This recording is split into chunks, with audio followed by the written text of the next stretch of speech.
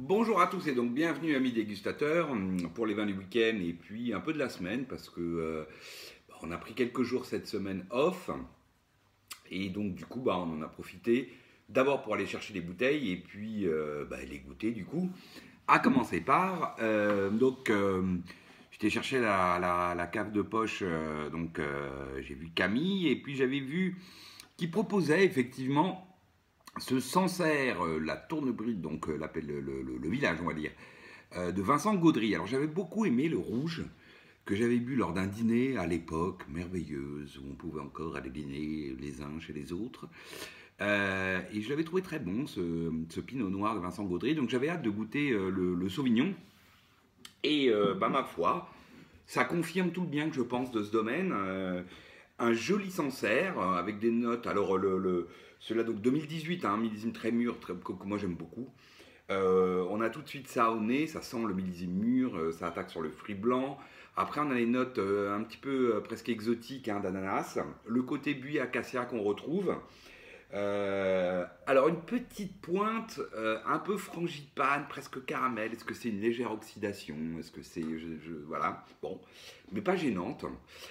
Sur un fond classique, amande, silex, enfin amande d'un côté puis roche quoi, roche calcaire, voilà.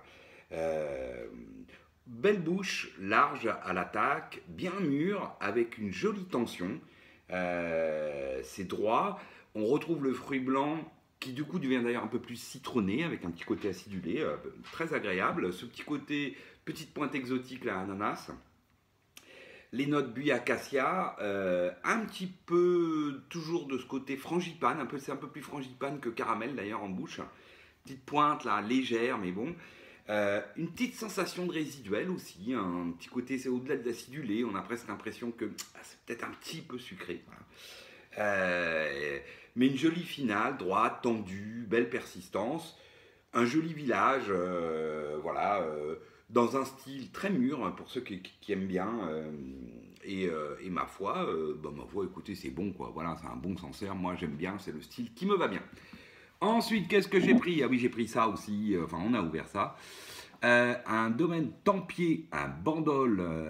C'est 2017, c'est le village. Il y a plusieurs cuvées chez Tempier, mais là, c'est la cuvée village 2017, qui s'appelle Pour Lulu. Donc ça, je ne sais pas pourquoi. Il y a peut-être une particularité, un enfant, un petit enfant, je ne sais pas. Qu'est-ce que ça donne en tout cas donc c'est jeune, les bandoles, ça se boit très vieux. Eh bien, ma foi, pour un bandol jeune, c'est très très bon et ça se boit déjà très très bien. Alors, joli nez de cassis, liqueur de cassis, les notes d'épices réglissées, les notes d'orange sanguine qui se sentent tout de suite. Petite pointe un peu animale, classique du Mourvèdre provençal qu'on a là, sur un fond alors plutôt cacao, on va dire. Belle bouche, c'est surtout ça qui est surprenant. Belle bouche, joli tanin soyeux. Il y a de la structure et de la matière, certes, mais c'est droit, il y a de la fraîcheur. C'est pas du tout rustique. C'est puissant, mais ça reste tout à fait, agréable. Enfin, je veux dire, on n'a pas l'impression que c'est un vin qu'il faut attendre encore 10 ans. Voilà, il est déjà tout à fait civilisé. Ça se boit très bien, joli final, avec de la fraîcheur. Sur ce côté cassis, liqueur de cassis, les notes épices un peu poivre, un peu réglissé, surtout l'orange sanguine qu'on sent bien, et puis la petite pointe animale, le fond cacao. Bref, tout ce qu'on attend d'un bandol, joli, déjà civilisé, enfin voilà, tant pis, c'est un super domaine, ça se confirme une fois de plus, et un beau moment. Ensuite, donc, je suis passé donc récupérer des vins. J'avais pris dans les vins un domaine que j'aime beaucoup. Ils en avaient, il fallait que je complète ma commande. Donc, j'avais pris la cuvée Bussardière 2015 du domaine de la Chevalerie. Et là, Camille me dit, quand je vais chercher le vin, que Stéphanie Callot, qui est du domaine donc, de la Chevalerie, est décédée en fait pendant la semaine, enfin la veille en fait. Et du coup, j'en ai ouvert une, sorte d'hommage, parce que d'abord, grande tristesse, bien sûr. Voilà, c'est un super domaine, moi, c'est un de mes top domaines. Stéphanie avait repris, je crois, le domaine avec son père. Et puis elle est partie très tôt, hein, je crois qu'elle avait moins de 40 ans. Voilà, c'est voilà, petit hommage avec cette Bussardière 2015. Donc, bon, évidemment, quand vous goûtez ce vin dans le contexte, bah, c'est quelque part, qu'importe qu'il soit magnifique, pas magnifique, qu'il soit bon, pas bon. Voilà, moi, c'est une cuvée que j'adore. Là, on retrouve une Bussardière, je dirais tout ce qu'il y a de plus classique, le nez de fruits rouges mûrs, très, voilà, très joli, les notes d'épices plutôt réglissées. À nouveau une petite pointe d'orange sanguine, la petite pointe aussi, pour le coup, à nouveau animal du Cabernet, on l'a là-dessus. Fond noyau et léger fumé. Jolie bouche, tanin super soyeux, c'est droit, c'est friand, il y a un côté acidulé en bouche, jolie finale. Bref, une Bussardière, alors un petit peu plus animale que celle que j'ai bu. Je pense là à la 2010 qui est absolument magnifique. La 2014 aussi qui est très jolie, qui est plus charpentée, plus structurée que celle-ci. La 2005 qui est grandiose. Euh, et un petit peu moins marqué animal. Là, on avait le petit côté animal, puis aussi poivron, un petit peu poivron rouge. Mais voilà, très joli vin, très bien fait. Et puis, bah, évidemment, toutes mes condoléances à la famille. Voilà, une belle pensée pour vous dans ces moments qui sont difficiles. Ensuite, qu'est-ce qu'on a ouvert? Alors, j'ai ouvert ça. Hop.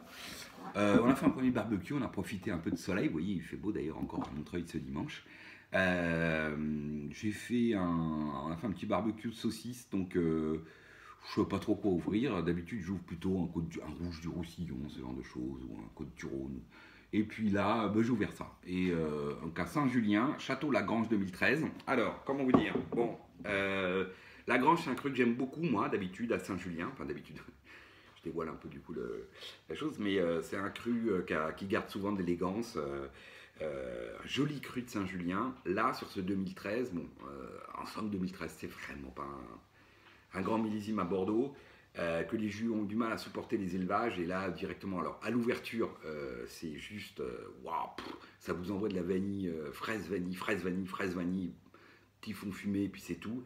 Qu'on est vraiment dans le style international. On pourrait être en Australie, en Afrique du Sud, en Californie, enfin, partout où on fait des assemblages Cabernet Merlot. Avec des élevages très marqués. C'est bon, 12 heures après, c'est un petit peu mieux, mais ça reste quand même très marqué. Voilà, on a un nez sur le cassis.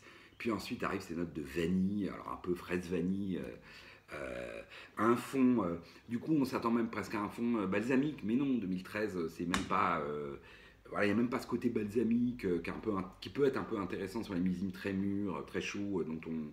Mais là, c'est pas le cas. 2013, c'est pas un millésime comme ça, donc là, on a un peu de fumée, voilà.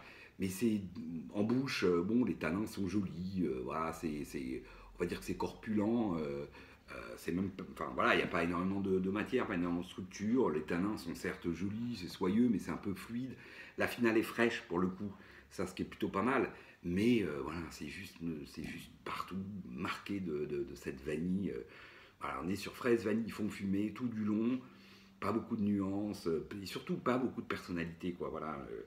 Alors, je regrette parce que voilà, Lagrange, moi j'aime beaucoup, mais là, bon, bah voilà, c'est 2013. Moi, je vous conseille de les amener dans les grandes fêtes parce que pour le coup, c'est assez sexy, gourmand, même si ça n'a pas énormément de personnalité, mais bon, les gens qui aiment bien les vins un peu sucrés, voilà, ils auront l'impression avec cette vanille là prédominante de boire un peu des choses sucrées. Bon, pas mon truc, moi. Voilà, je vous le dis. Ensuite, qu'est-ce qu'on a? Ah oui, alors ça c'est très rigolo.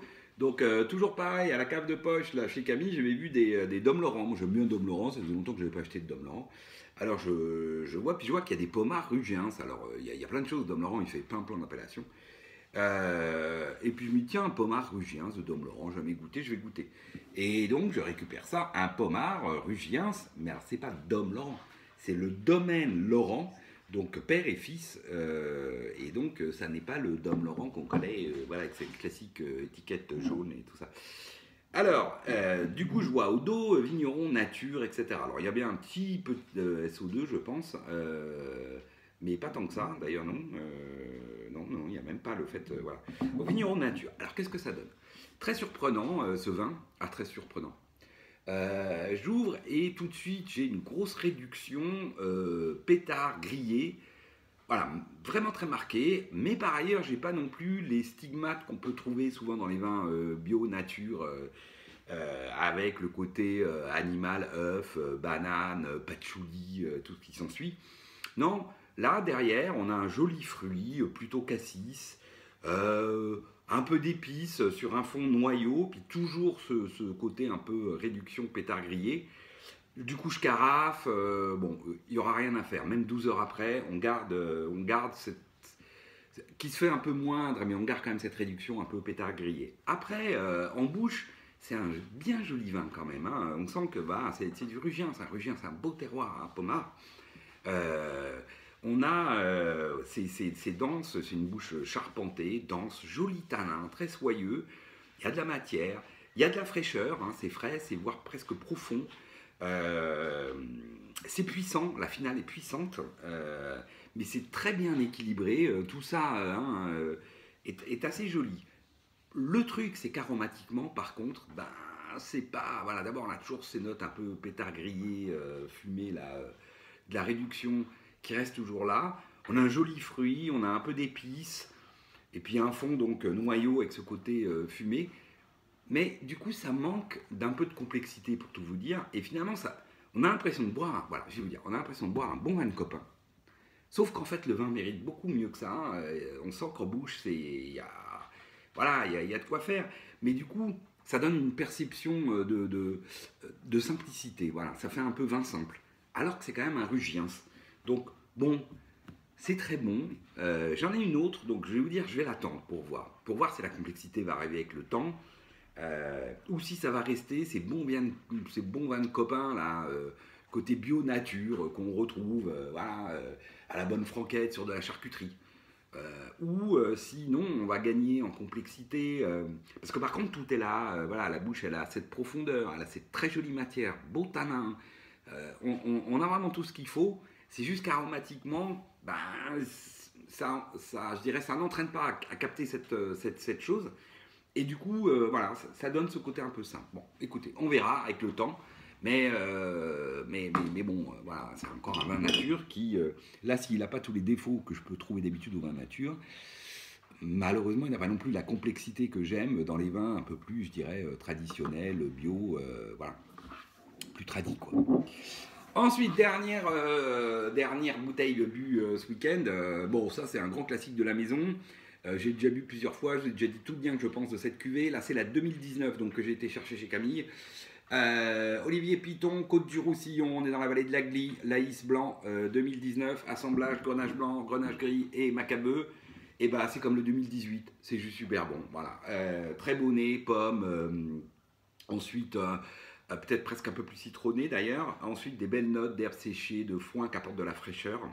Une petite pointe plutôt agrume sur un fond d'amande et presque cire d'abeille, jolie bouche droite, de la matière, ça tient tout du long, presque un sentiment de fraîcheur. D'ailleurs, le fruit donc, se fait plus pomme, mais pomme granny, presque ce petit côté citronné.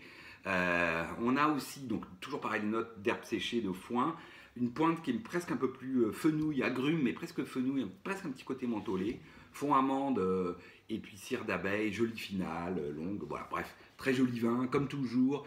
Une cuvée que j'adore, ce Laïs Blanc, une des meilleures à mon avis, des meilleurs assemblages, si ce n'est le meilleur assemblage de la vallée de l'Agly, des côtes du Roussillon, voilà. Un joli week-end, et puis bah, je vous souhaite à tous un excellent week-end, et je vous dis à la semaine prochaine. Allez, salut!